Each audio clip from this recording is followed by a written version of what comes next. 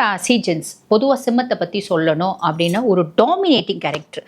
100 பேர் இருக்காங்க, அதில் சிம்மம் இருக்காங்க அப்படின்னா தனியாக தெரிவாங்க. அதாவது ஒரு தன்னை வந்து பார்த்தீங்கன்னா ஒரு என்ன சொல்கிறது, ஒரு தனிமைப்படுத்தி ஒரு மற்றவங்களுக்கு முன்னாடி அட்ராக்டிவாக காமிக்கக்கூடிய பர்சனாலிட்டிஸ் அப்படின்னா அது சிம்மம் அப்படின்னு சொல்லலாம். அட்ராக்டிவ்னா இங்கே அழகாக காமிக்கிறது இல்லை, ஒரு டாமினேட்டிங்காக, ஒரு ஆளுமையாக. மற்றவங்க முன்னாடி 100 பேர் இருந்தால் கூட நான் வந்து சுறுசுறுப்பாக இதை பண்ணு அதை பண்ணு, அப்படி போ எப்படி போ எப்படி வா அப்படின்லாம் சொல்லிகிட்டே இருப்பேன். அப்போ நான் வந்து பார்த்தா நான் வந்து சிம்மமாக இருப்பாங்க.